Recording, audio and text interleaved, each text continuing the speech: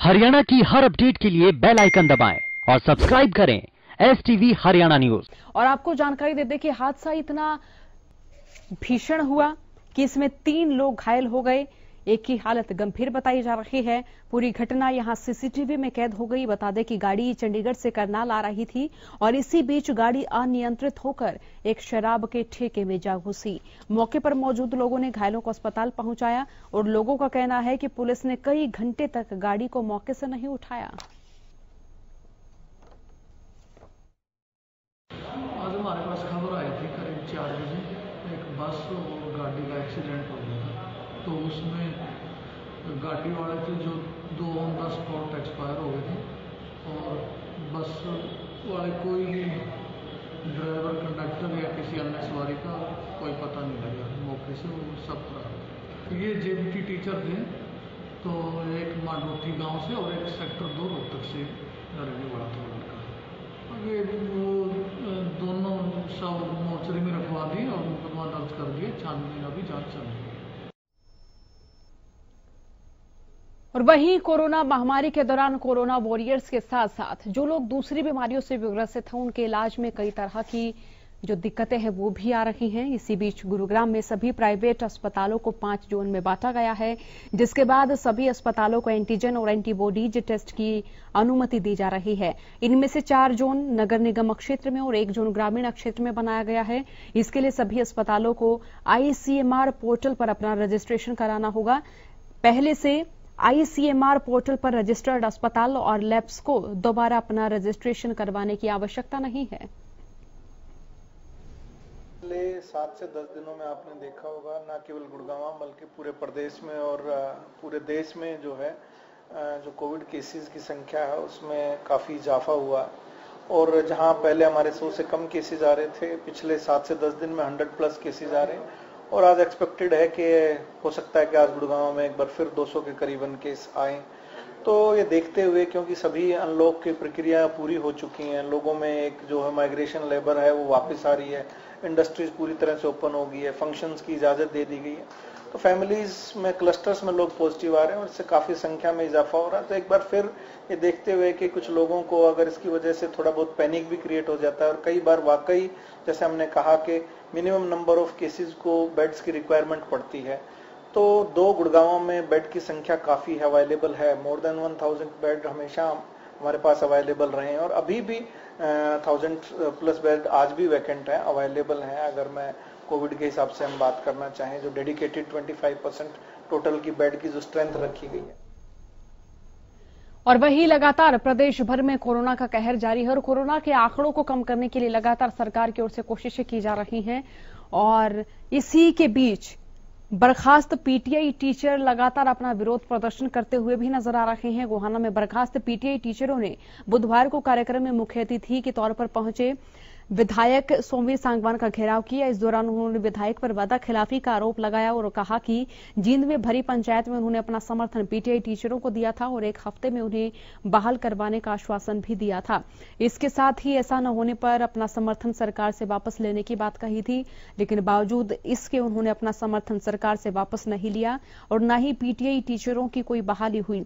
इस दौरान PTI टीचरों ने बड़े आंदोलन की चेतावनी देते हुए कहा कि अगर विधायक ने हमारा समर्थन नहीं किया तो प्रदेश भर में इसका विरोध किया जाएगा। पूरे मामले को लेकर विधायक सोमवीर सांगवान ने कहा कि उनको दुख है कि आज 2000 परिवार सड़क पर घूम रहे हैं और मेरे इस्तीफा देने से आपकी नौकरी बचती है तो अभी इस्तीफा देने को तैयार हैं। बहिष्कार किया था क्योंकि हम पेपर अब क्यों दें, हमने हाँ थोड़े बहुत साथी वो भी सरकार ने बहका लिए थे, कुछ साथी गए थे, लेकिन 1600 साथी हमारे साथ थे। वो हम अब पेपर क्यों दें, हम फर्जी थोड़ी ना हम दोबारा पेपर देंगे। ये सोमवीर सांगवान ने हमारा 18 जुलाई को पूरा हरियाणा के 40,000 लोग हमारे जींद की रैली में इकट्ठे हुए थे और हमारे साथ 105 पंचायतें थी। तो वहां पर सोमवीर सांगवान जी ने माइक के ऊपर ये बोला था, मैं विश्वास दिलाता हूं कि आज 1 हफ्ते के अंदर इन PTI को बहाल करवाऊंगा। अगर सरकार इनको बहाल नहीं करती तो मैं सरकार से अपना समर्थन वापस ले लूंगा। उसके बाद इन्होंने आज तक ना तो समर्थन वापस लिया है, ना इन PTI की बहाली हुई है। कोरोना काल में प्रदेश में कई घोटाले हुए और खबर हम आपको बता रहे हैं कि सरकार की ओर से जिन गरीब लोगों को अन्न वितरित किया जाना था उसमें भी घोटाला सामने आया है। सोहना में कोरोना काल के दौरान अधिकारियों द्वारा गरीब लोगों को सामान वितरित करने के नाम पर लाखों रुपए की फर्जी बिल बनाकर सरकारी धन को हड़पे जाने का मामला सामने आया। मामले का खुलासा एक आरटीआई द्वारा मांगी गई रिपोर्ट के दौरान हुआ।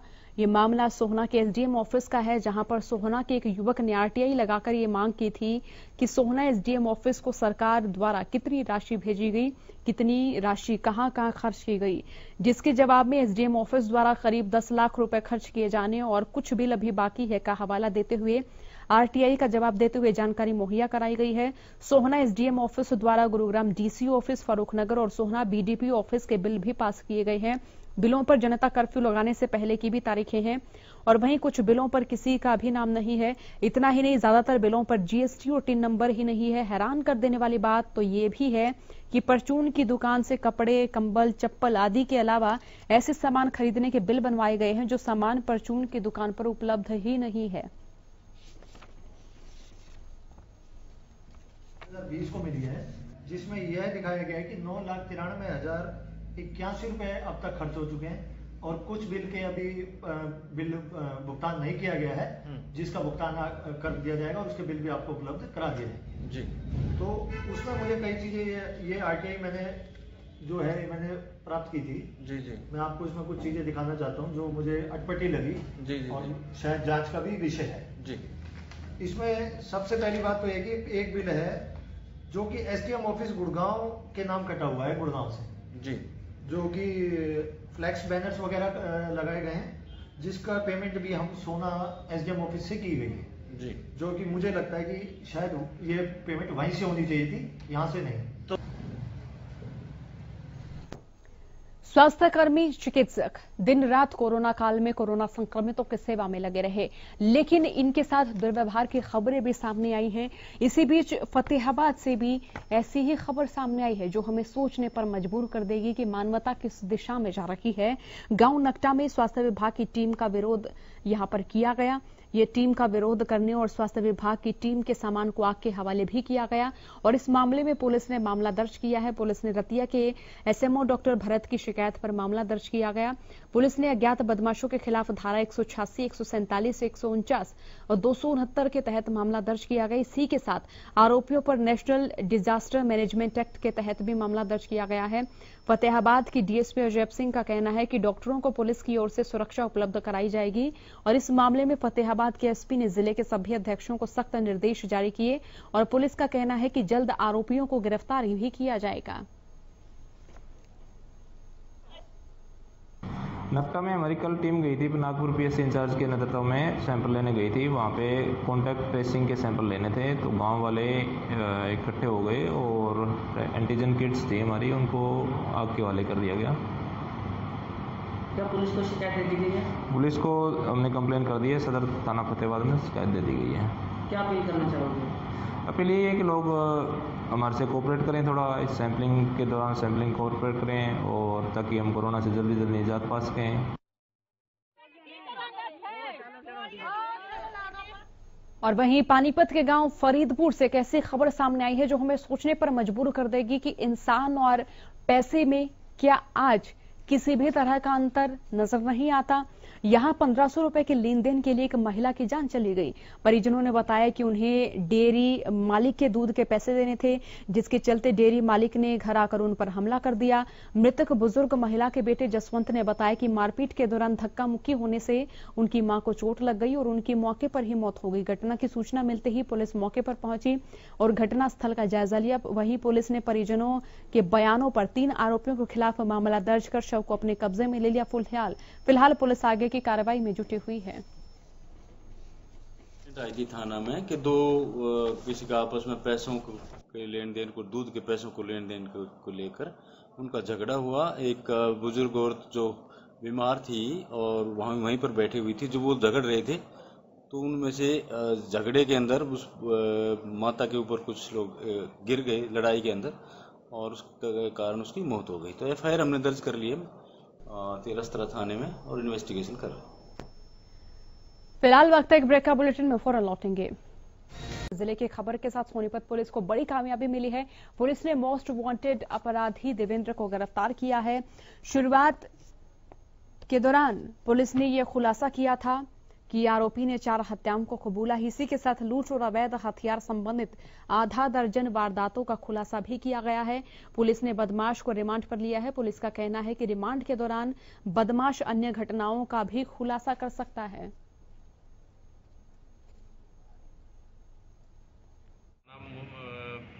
मंसूरपुर है, गांव इनका लगता है पूर्व बलियाना थाना मंसूरपुर मुजफ्फरनगर में है ये। तो इसने भटगांव के सत्यनारायण, उसको नीटू भी बोलते थे, सत्यनारायण उर्फ नीटू भटगांव का था, इसका मर्डर किया था और अपने साथियों के साथ, उसके 5-6 और साथी थे, उनकी कोई राइवलरी थी उस टाइम, उनके साथ मर्डर किया था। बाकी सब गिरफ्तार हो गए थे और ये इसकी गिरफ्तारी पकाया थी। आज सुबह इसको गिरफ्तार किया है। इसके पास एक देसी कट्टा देसी पिस्तौल भी मिला है 315 बोर का और 2 जिंदा राउंड भी मिले। बहादुरगढ़ तहसील में पिछले 43 दिन के दौरान एक भी रजिस्ट्री नहीं की गई है और इसी बीच लोगों की ओर से ये कहा जा रहा है कि वो यहां पर रजिस्ट्री कराने आते हैं, लेकिन अधिकारियों की किसी भी तरह से उन रजिस्ट्रियों को लेकर सकारात्मक प्रतिक्रिया नहीं सामने आती है। सरकार ने 17 अगस्त से ग्रामीण और 31 अगस्त से शहरी क्षेत्र में रजिस्ट्री शुरू करने के आदेश दिए। बावजूद इसके ना तो ग्रामीण क्षेत्र का टोकन कट रहा है और ना ही शहरी क्षेत्र का। टोकन नहीं कटने के कारण रजिस्ट्री भी नहीं हो रही है। रजिस्ट्री न होने के कारण लोग परेशान हैं और इस मामले में एसडीएम का कहना है कि नए सॉफ्टवेयर के कारण दिक्कतें आ रही हैं। जल्दी समस्याओं का समाधान करवाया जाएगा ताकि रजिस्ट्री हो सके। रजिस्ट्रियां बंद होने से प्रदेश सरकार को अकेले बहादुरगढ़ से ही करीब 40 से 50 करोड़ के रेवेन्यू का नुकसान हो चुका है।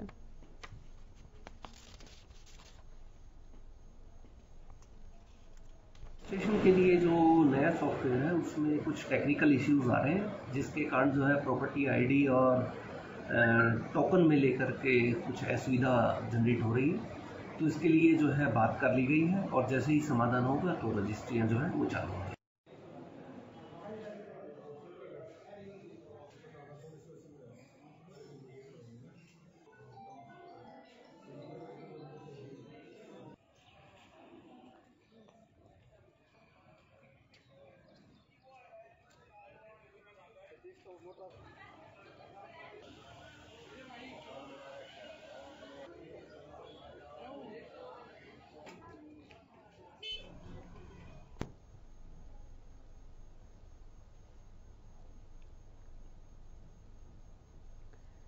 साल 2020 की शुरुआत किसानों के लिए भी अच्छी नहीं रही और साल के अगर बीच की बात करें तो किसानों के लिए साल के बीच का पड़ाव भी संघर्षमयी नजर आया है। इसी बीच फरीदाबाद में किसानों ने संघर्ष समिति के बैनर तले सेक्टर 12 लघु सचिवालय पर जमकर प्रदर्शन किया। किसान नरमे कपास की फसल को लेकर भी सरकार से उचित गिरदावरी की मांग कर रहे हैं और यहां किसानों ने आरोप लगाया है कि 1995 में इनके जमीनों को अधिग्रहण करने की प्रक्रिया शुरू की गई थी, जो कि 1998 में पूरी हो गई थी। बाद में मुआवजा बढ़ाने की मांग को लेकर ये लोग कोर्ट गए और वहां से 2019 में इनके पक्ष में फैसला सुना दिया गया। किसानों के मुताबिक कोर्ट ने सरकार को बढ़ा हुआ मुआवजा देने के आदेश दिए। किसानों का आरोप है कि 2019 में कोर्ट ने उनके पक्ष में आदेश दिए थे, लेकिन तब से अब तक उन्हें मुआवजे की पूरी राशि नहीं दी गई है। किसानों ने जल्द से जल्द मुआवजा देने की मांग की है। हमें किसी से कोई आश्वासन मिला प्रशासन के तौर से, लेकिन हम उसको भी गए थे, उसको भी हमें यही आश्वासन दिया गया था जो आश्वासन यहाँ दिया गया। वहाँ अपने पंकज यादव जी बैठे हैं, चीफ जो है हमारे एडमिनिस्ट्रेटर, और यहाँ प्रदीप दैया जी बैठे हैं। दोनों की एक ही बात रहती है। हम डीसी साहब से 3 बार मिले, डीसी साहब ने भी वही बात कही। ये कहते हैं सरकार के पास पैसा नहीं है, लेकिन सरकार के पास पैसा हम कहते हैं जो हमारी जमीन आप लोगों ने ली है उसमें से 50% जमीन गवर्नमेंट बेच चुकी है। हमारा टोटल मुआवजा सुप्रीम कोर्ट के ऑर्डर के मुताबिक 1210 रुपये बनता है, लेकिन ये गवर्नमेंट जो है 50% जमीन को 30,000 रुपये गज अपनी जमीन को बेच चुकी है। जो 30,000 रुपये गज का इन्होंने दिया था उसके ऊपर जो अनाउंसमेंट है हमारी 410 रुपये हुई सुप्रीम कोर्ट से। इन लोगों ने उन लोगों के ऊपर डाल करके 400 रुपये 5 स्क्वायर गज के हिसाब से 4,000 रुपए स्क्वायर के हिसाब से पब्लिक। कोरोना महामारी की मार अर्थव्यवस्था पर भी पड़ी है और आर्थिक मंदी फिलहाल देखी जा रही है। इस मंदी से हर वर्ग प्रभावित हुआ है। खास तौर पर अगर बैंड मास्टरों की बात करें तो उनका रोजगार 6 महीने से बंद पड़ा है। सुनिए क्या कुछ कह रहे हैं वो।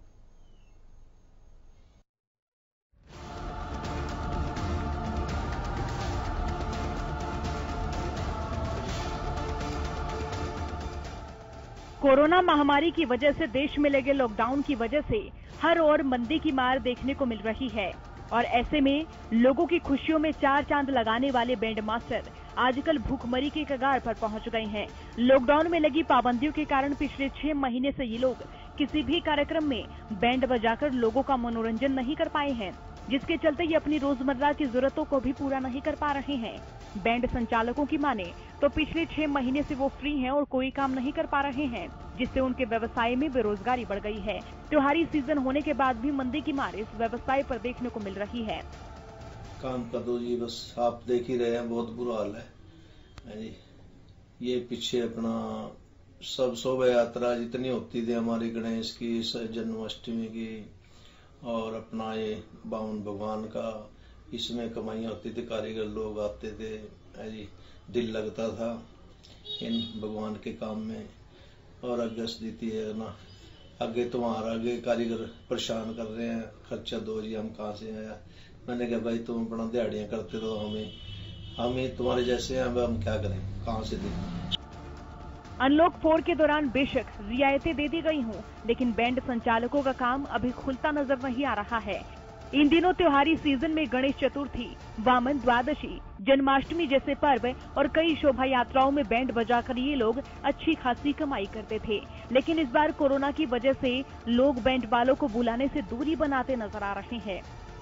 बैठे बच्चे तंगी और बोझा खर्चे बेजोरा की काम है नहीं, कारीगर भी कारीगर सब घर बैठे बेचारे। त्योहारों का सीजन है, इन दिनों में तो अच्छा काम होता था, अब कुछ भी नहीं, लॉकडाउन से बीमारियां करके सब कुछ ठप पड़ा। हाल ही में जीडीपी में आई गिरावट से साफ है कि देश में आर्थिक मंदी का असर हर क्षेत्र में है, तो ऐसे में बैंड बाजा व्यवसाय कैसे मंदी की मार से बच सकता है। अब सरकार को चाहिए कि इन कलाकारों की ओर ध्यान दे ताकि ये अपने व्यवसाय को उबार सके। हरियाणा न्यूज के लिए अंबाला से राजकुमार शर्मा की रिपोर्ट। आपका जिला आपकी खबर में फिलहाल के लिए इतना ही। बने रहिए हरियाणा न्यूज के साथ। नमस्कार।